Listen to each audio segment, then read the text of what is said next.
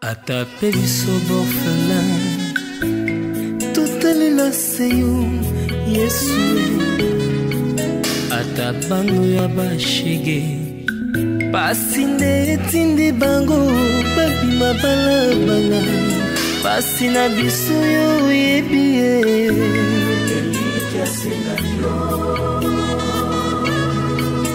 osananga na motemo ya ngai yawe sunga ngai atape biso borfelin totalela seyo Yesu atabano ya basheki pasi nde etindi bango babima balabala pasi na biso yo yebi ye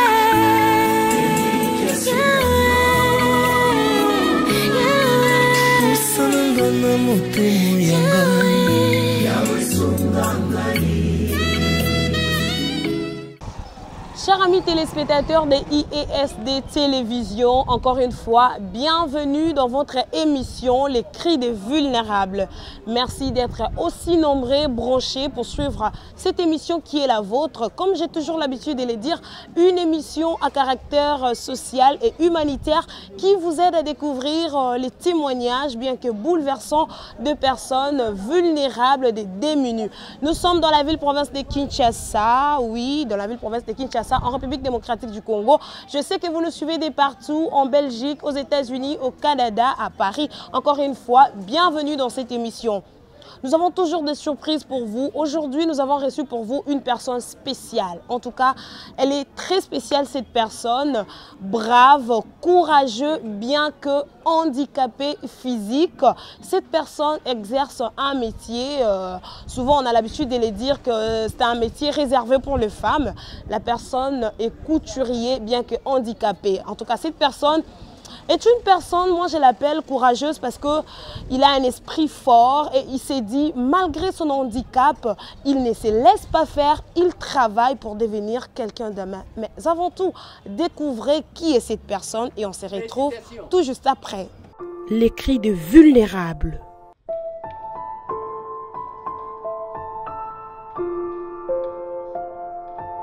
Des nationalités congolaises, Adrien Landou, marié et père de 5 enfants, est handicapé physique et fier de son handicap vu la volonté divine.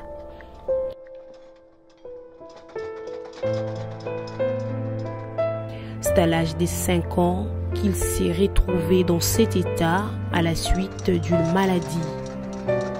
Dès son jeune âge, Adrien Landou s'est lancé dans le métier de couturier pour être utile dans la société.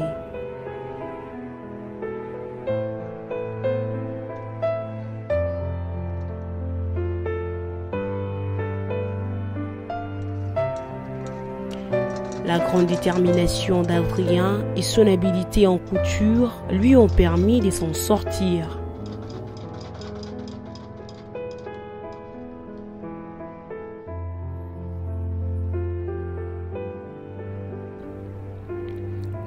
Soucieux de voir dans quelles conditions beaucoup d'handicapés vivent dans la ville-province de Kinshasa, Adrien s'est dit prêt à les apprendre son métier, question de les aider à être aussi indépendants.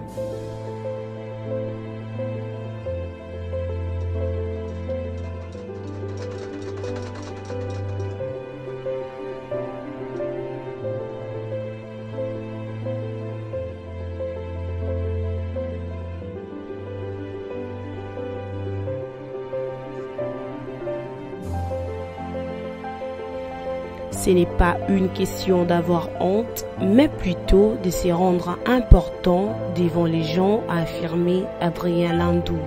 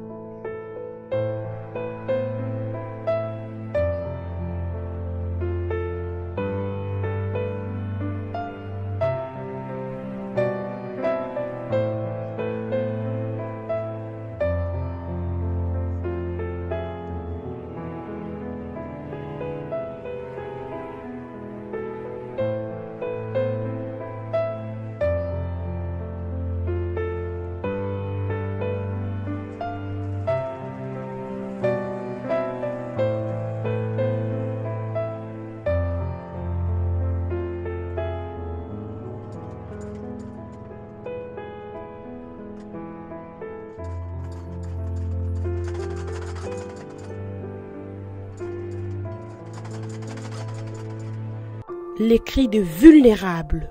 Alors, bonjour papa. Bonjour. Papa, tomoni o lelo awa toye oyambi biso, merci d'abord pour la disponibilité na yo yambi équipe mobimba ya l'émission Les Cris de Vulnérables o ezali na objectif na yango kozwa ba témoignage ba révélation bien que bouleversante ya ba personne démunie pe ba vulnérable. Papa kombo nani? Lando Adrien.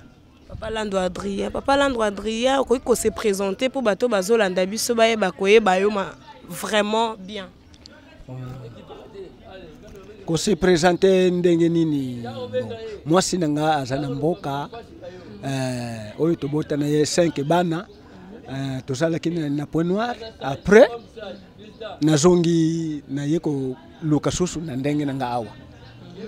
Donc papa Adrien Landou azali père de famille, père de 5 enfants mariés bien que maman azana village. Alors papa tolingi to yeba muke condition oyo situation surtout le état oyo zanango lelo ezalaki dû à la suite d'une maladie ou bien au botama qui vraiment bongo nzambe a permettre qui était au botama bongo. Bon nyoso wana eza testament ya Nzambe. Pour après 5 ans nazala ki normal après rougeole ndena komi boy. Donc yango wana.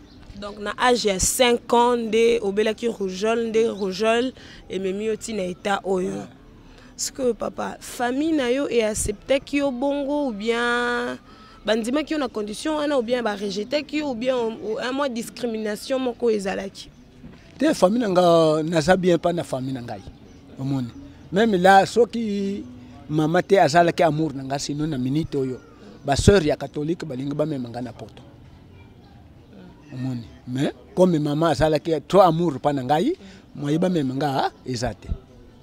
Parce qu'on a âge à 5 ans, on a un rouge le bétio et que na condition au vie na yo et on sous-entend qu'il change qui non? Ou comment qui na vie mususu donc bétude na yo ça la ki ndenge ni vie vraiment ezala ki ndenge comment qui passe makasi ou bien ndenge ni? Ti comme ba para bazala ki père azali, mère azali, natanga ki nangati na 3e des humanités. Après na lobia na tiki na ngai na yekola musala na ngai ya maboko. Nde balinga ba proposer na yekola ki coordonner mais na mona ki coordonner trop salité. Nde na yekoloba ngai couture. Nde ba yeko kotsanga na atelier ya couture. Ba kotsio na atelier ya couture kaka awa na Kinshasa pour betele solo ki okendaki quelque part ko zonga soko ko betele somo isolo wana ezala ki ndenge nini pour quitter Kinshasa ou ki na mboka wana et tout. Bon na yekola kika na mboka nde père nanga lakisaki ngai nde ye mutauta kiki kisasa era ye na mboka na yeko ayena mboka na keko se présenter pa na ye père akeko komisanga pa na ye nde na yekoli na yebi après un moment donné na koma kinano tailleur ya paroisse ya Basango wana na mboka nini na Kaimbaku mission Kaimbaku. Kaimbaku za province nini pona ba o ba ebité. OK, province ya Bakongo. OK. District de Bas-Fleuve. OK. Territoire de Tchela, collectivité Madouda, groupement Kaimbaku. OK, papa za na identité na mobimba. Alors, ersiko papa bandi ko ye ko lomsala kaka kuna na mboka. Kaka kuna na mboka. Wana na age nini ndo bandi ko ye ko lomsala. Bon. Na wana biso tozoko banda premier primaire na 7 ans. Après na koma ki na ba 14 ans na tiki na classe. Après na bandi ko yekola musala na ngai. OK. Donc na âge à 14 ans tiki classe ndo continuer musala maboko. Papa ko yeba soki ezali discrète papa na visa zali abotama na neni pona kopesa penda âge proprement dit. Le 26 juillet 1967. Le 26 juillet 1967. Alors na âge à 14 ans papa bandi ko yekola. Ero bandi ko yekola wana baninga na yo bandi ko yekola bango pe bazaki na état na yo to bango bazaki na bango. Bazala ki ko yekola ka na ba fille, bazala ki bango normal. Siko erba moni te mwana mobali azoye kola musala o parce que mingi balobaka musala ezali bon mingi te mais la plupart hein surtout que to généraliser za musala mo ba mingi ba maman nde balinga makasi parce que bana bisalo bana basio banda ko sala na bango ba soki yango ndenge nini ba accepta ki yango ndenge nini te eza musala ya maboko pona aitana ngona sana ngo fona yekola ka musala ya maboko yango na chaki mo eli mutema nangana musala ya kutira amoni po pe na sala ki muti affaire na sala ka muti affaire alors na ngona boya ki musala ya salite po kutir fona sala propre amoni yango na mi pesa kina kutir. Les cris de vulnérables. Alors papa, au biso que na âge à 5 ans, qui kokoso maladie épidémie ya rougeole yango te sala qui était au comme na condition après otanga qui quand même et na âge à 14 ans oye ko le musala maboko parce que mi lobela qui na condition zanango faut ko le musala maboko pour la utile na société. Après okomaki na Kinshasa awa ndenge nini baboti na onde ba memaki yo ou bien yo moko ka na initiative na yo moko ozui courage le kwa mona mobali nyonso lobité fona ke Kinshasa po Kinshasa ezali libulu ya munene quoi où tu pouvais facilement se retrouver. Omoni nyonso wana courage ya mwana mobali mutute famille oyo azo amemaki nga na Pointe Noire be na Kisasa nga moko na makasi na na cadre ya kisherche. Alors yango na minute oyo na so se retrouver na Kisasa mais sinon kolongo na mboka ti Pointe Noire ti awa na ba idée yanga moko kolongwa ki na mboko ki na Pointe Noire famille na yebaki ou bien bangonde ba pesa ko autorisation na kolongwa ki ça parce que batali pe condition okendaki yo moko okendaki na muto accompagner ki yo ozoki accord à libota na yo ou bien comment? Non accord ya libota faut ba yeba kaka parce que ozana maboko ya bapara faut ba yeba kaka keno na zo déplacer wana ba yebe ok na bango mais na cadre ya kisherche. Donc, na kopesa bino mo proverbe moko boy. Avant d'être propre, il faut d'abord être sale.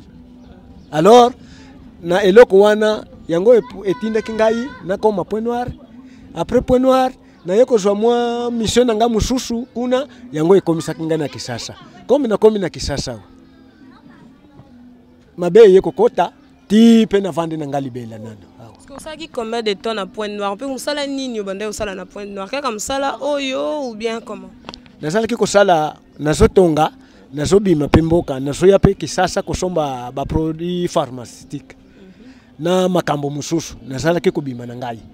Donc nasala ki neti moi mélange OK voilà amoni. Soki nasala na Pointe Noire na vandi na kena atelier. Soki nasala na tant ekoki ya kobima na bimi na ngana masolo na ngai mususu. Donc yango wana mais masolo yango ye ko bêtiser nde na Kisasa yango wana bon tika kaka to vande na Kisasa mais soki mboke zongi na normal na kobandila nga susu ba faire na ngai siko ero komi na Kisasa awa ezaki ndeni situation condition ni no bande ko vivre na ngona Kinshasa type le ba difficulté ni okuta na ngona Kinshasa parce que Kinshasa za ba réalité belé et surtout na condition na yo oyaki oyambamaki wapi obande ko vanda wapi c'était facile pour na yo o s'adapter na ville oyo omoni na uta ki Pointe Noire na komi lakini ndako ya beau-frère na ngai beau-frère wana petit frère na nga abala leki na ye ya mwasi alors comme nazoko vanda na ndako na ye nazo sala masolo na nga na mona kike ye azala kina ba njela na ye ya mystique na yeko bima na ngai yana alors na yeko koma na nga na place oyo tozali na busumelo na 36 awa ndako moko ezala kawa ava bateka lupango ndako moko ndeko na nga moko azoko vanda ndena yeko vanda na ngai awa papa ti bateki lupango pe kaka ovanda awa manevre to yeko zwa ndako na yeko zwa ndako ti lelo na zakaka na ndako famille na yo bana na yo 5 na mwasi bango batikalika na mboka to solaka na biso chaque dimanche to solaka soki na moni mutu mboka ye fona zwa mbongo na tinda moi quelque chose moi bilamba na tinda kana ngai comme na Kinshasa malgré ba condition qui kokute pas famille ya leki ya mwasi lobi leki na yo mwasi na ye parce que bandeko vanda au mona ki yango bien to bité o se déplacer au comme vendre pas na yo moko ozo continuer toujours na musala na yo ba difficulté ni okutana na ngona musala oyo zo sala est-ce que musala oyo permettra ka yo et assure ka ba besoin na yo nyonso na ba besoin famille na yo parce que kozana bana 5 eza PTT bo wana net yo tozoloba ke eza neti ndenge na lobaki tozala ke kosola wa eza neti mali nécessaire parce na yo okolo yebse yo mutu yo sote bon ndenge nga pe na zali boye na linga kananga bisenga senga te nabunda kana force na ngai po nazwa nasunga bandeko na ngai. Donc toujours ndenge nabunda kaka boye momi ke monani natindele bango na mboka na famille na ngai. Donc nazwa kaka malembe muke wana yango kaka toliaka. Koluka te otonda teme fotokokela posoko luki kotonda na neti na mboka ya RDC ka passe me kotonda mo muke yo zumo ndambo yo pe zumo ndambo eza toujours nécessaire.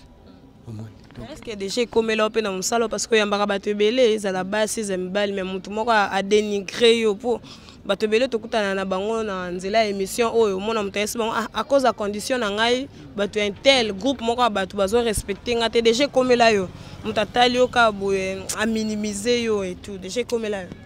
Bon omoni net biloko wana kana RDC net je peux dire que les handicapés bazana valeur te.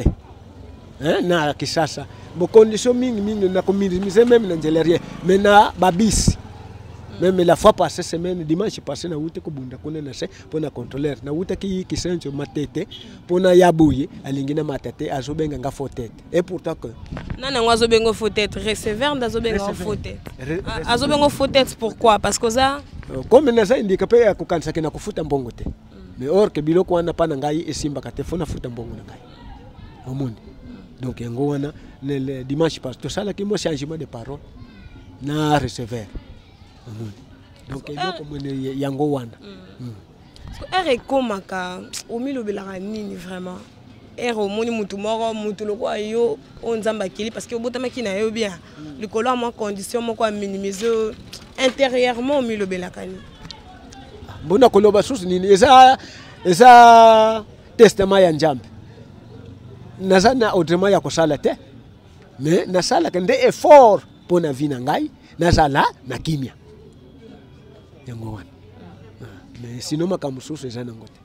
Lelo tomoni ozo sala musala na yo o ezo sunga ete omisunga yo moko osunga pe libota na yo osunga pe bato mususu parce que atozo ya bato ki mo ba témoignage muke awa na venu babi papa okobetela biso yo mo pe komela wana matoi o bato balobela yo par rapport ya ndengo zala na bato côté ondeti na venu passer aux années.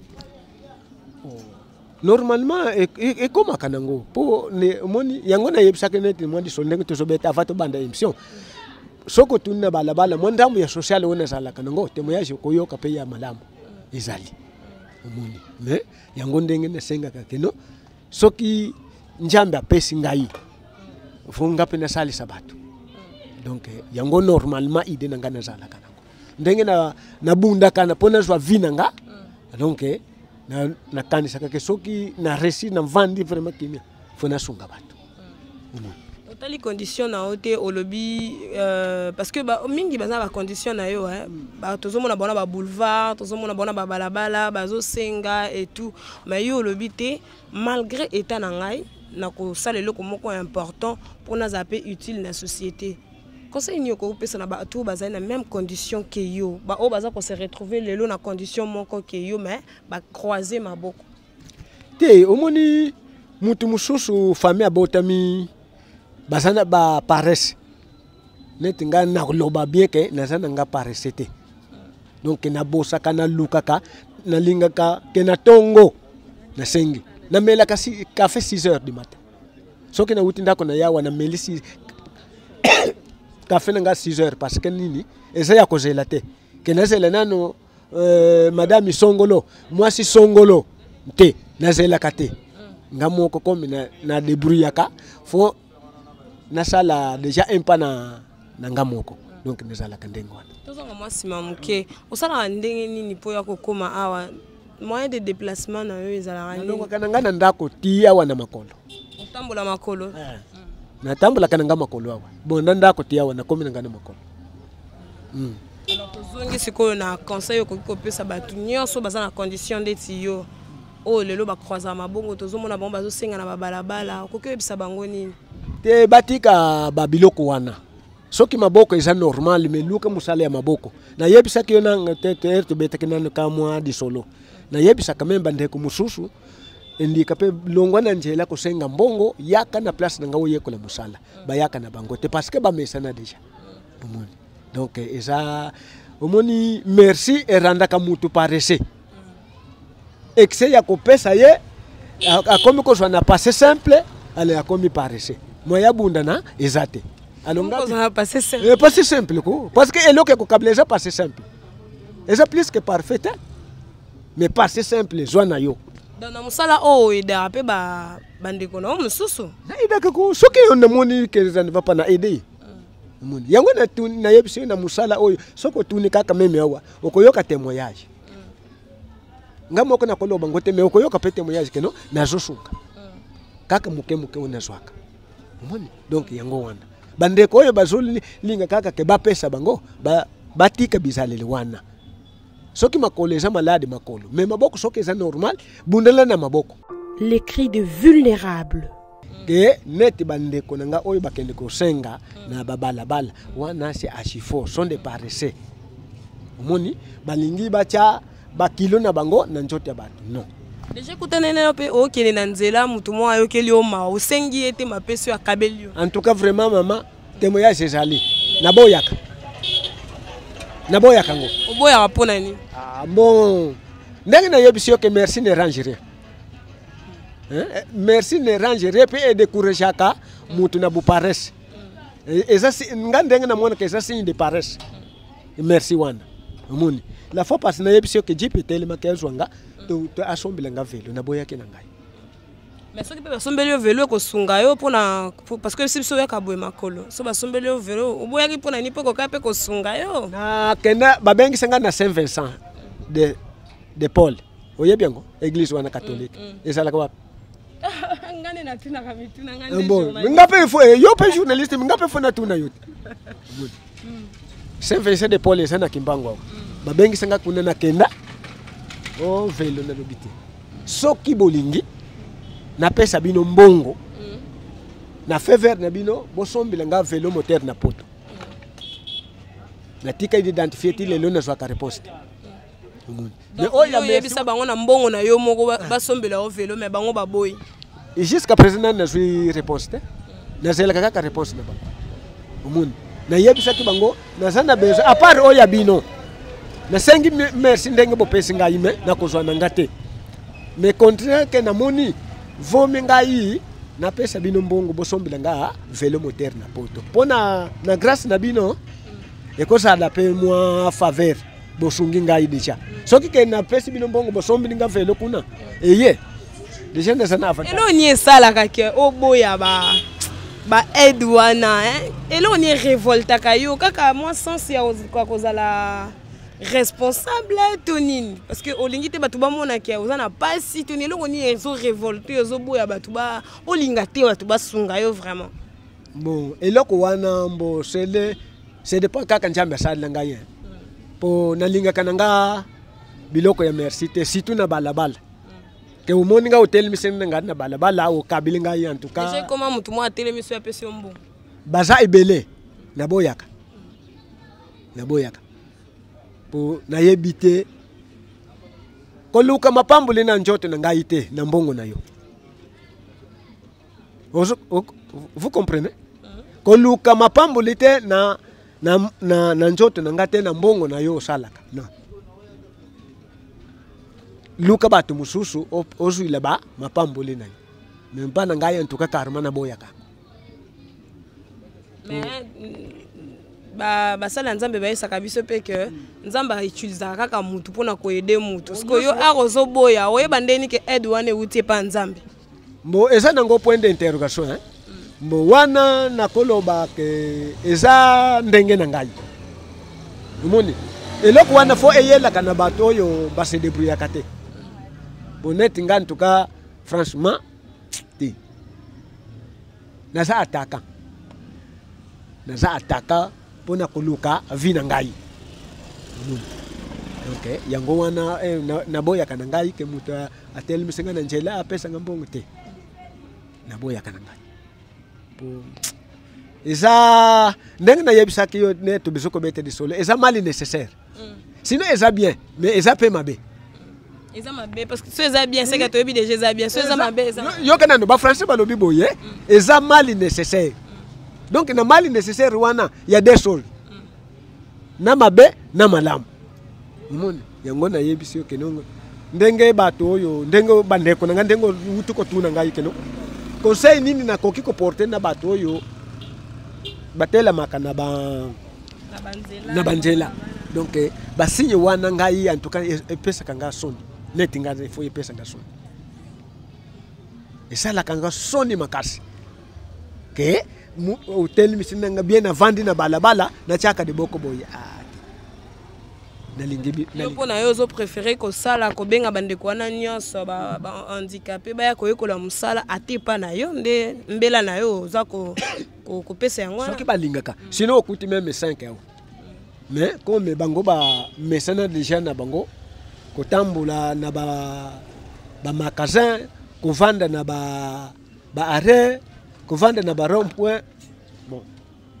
Mais est-ce que condition ceux pour vendre zongi mutu ça la repasse personnellement hein? Sans que muta yebisa yo personnellement so vendre mitel ça la repasse na net na likambo nini ndeti condition non na ndenge ozana mon problème physiquement et ça la repasse ce qu'on mi vandi penzo bi ce peut-être na za la raboye na ngena za la boye et amoko personnellement peut-être bon yango na yebisa ki bino ndenge to betkeli solo eza testament ya Njambe asala ka testament na mutu nyonso alors oyo Njambe asala testament na ngai tika ka keza la bongo moni même tena raisonner sous na ko sala sous au dramata parce que eza testament Njambe pesa ngai na eko changer sous te moni yango moni mama na ngai na même lelo be lobi kunde na koloba na ngake nombo na kena hôpital bachanga bibende me ko simba te so ba projet na ezani pona musala o po mutu nyonso azana ba projet à long terme pona yosko projet zani pona musala omoni musala ona salaka na mo ba kopi na ngam mususu na salaka soki et permettre pour à la longue na sana nga à l'aise soki na komi mubange lipa nanga café nanga mwandunda nanga donc soki musala ke malamu nanga peut-être na sombi lupango na ngai bengi sipe famille na yo baye ko to vandi na biso alors parce que na yebi kene soki na lali na lamuki na tongo lipa ezali moma ya moto ezali après midi wana okomona moma tembele ezali alors wana nde are susi na ngai yango wana nazala ka susi ko susi boye te susi na ngande yango wana makamu susu nazala ka kuna te. Les cris de vulnérables. J'ai comme appelé autant bonanzela bomuta monyo ayoki mo passe mon kabi papa zwa boy bien ko linga raté ba pesa yo bonanzela.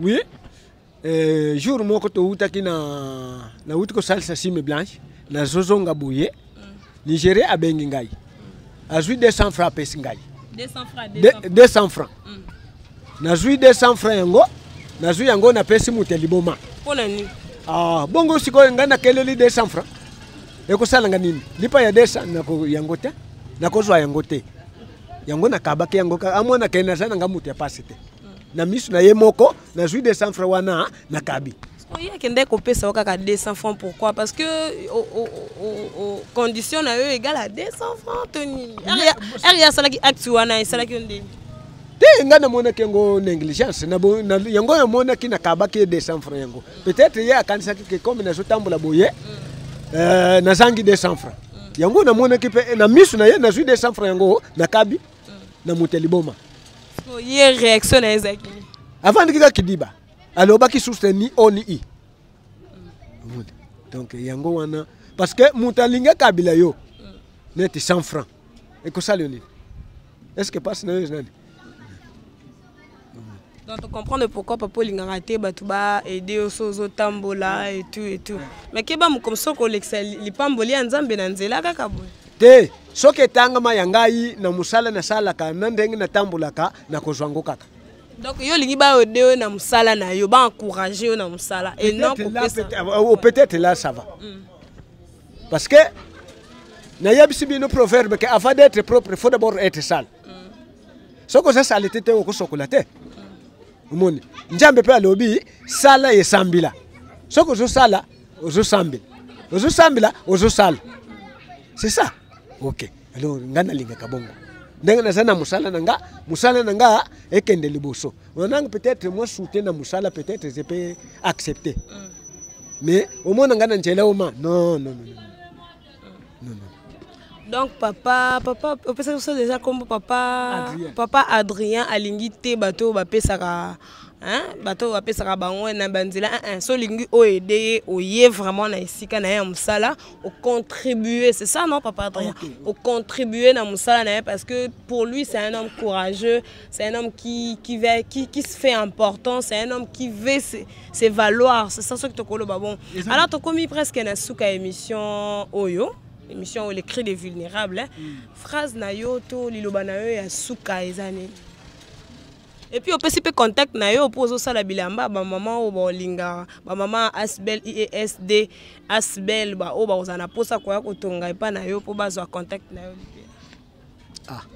Wana bino bato bozo sala émission ngana zana na problème te na sala ka wana bato mususu na yebi bangote mais era mona sepele elamba aye na tongi aye na modèle nango natali na catalogue za to bimisi catalogue totali c'est bon na sali mais na émission ke ngana kende ko rien erma na sali mutu mususu akomona akosepela okomona non na zolo comme c'est intel oui okuti ngai. Oui mais pesa quand même contact parce que papa na mikola lelo mutu nyonso ba komi ko benga na nzela singa oza contact non oza na téléphone okoki opesa bato oyo bazolanda yo po ebele bolanda émission o ebele pe bolunga na ki non pas papa wana atongilanga pe natala soka azotonga bien après nakoki kofinancer wana eza ndenge na lobi bino nde bozosala émission bozwa enregistrement ya émission na bino nde bino nde kuna soki atala lukinga neza kaka na busumelo parce que luka yo fo yo opesa numéro na yo na bato bazolanda naza kaka na busumelo 36 awa numéro de téléphone 089 75 52 726 OK okoko bandela susu pona bayoka 080 oyo busumelo 36 089 75 52 726 Alors nous sommes presque à la fin de cette émission. Papa, un mot à dire pour nos bâtonneurs sur Bazolanda yo, pour na bateau pe baza na condition de tio. Lilo ba sous capoto clôturer émission. Au monde bino ndenge Bazolanda émission yango. Les cris de vulnérables. OK. Ndenge bozosala émission yango en tout cas bande bo sunga pe bande ko oyo batambola kana balabala batelema kana balabala. Bote ya bango balanda émission yango batika soki maboko eza normal baya ko luka baluka musala ndenge nani na bino ezali comme ya eza net ya kosunga batu alors bokoki kofungula ba place bate maboko basala au moins likambo nga ya suka yango. OK, merci beaucoup papa Adrien. Merci mingi pour la disponibilité na yo et surtout que le leza mukolo ya yenga, mukolo za pe na ba client to mwinde ni ba client ba yeko tungisa biso tout à l'heure. Les cris de vulnérables. Les bonnes choses ne durent pas, chers amis téléspectateurs des IESD Télévision. Les bonnes choses ne durent pas, les fans des cris des vulnérables. Vous avez suivi avec beaucoup d'attention des révélations, bien que bouleversantes, de papa Adrien. En tout cas, comme je l'avais dit au début, à l'annonce de cette émission, que c'était une personne brave, une personne courageuse, une personne qui se laisse faire, une personne influente. Parce que à travers son témoignage, je sais que beaucoup de personnes qui sont dans la même condition que papa Adrien aujourd'hui vont se dire et voilà, moi aussi je me lève parce que voilà, c'est papa, bien qu'il est handicapé mais il travaille, c'est une personne qui a vraiment de l'importance. Faites comme lui, que votre condition ne vous handicape pas, que votre condition ne vous limite pas. Alors je vous appelle, je vous exhorte de vous abonner sur cette chaîne IESD Télévision. Voilà la cloche, cliquez sur la cloche pour ne pas rater aucune de nos notifications. Abonnez-vous et surtout likez et partagez les liens et on se retrouve à la fois prochaine. Atape biso borfela, tout les la seyo, Yesu.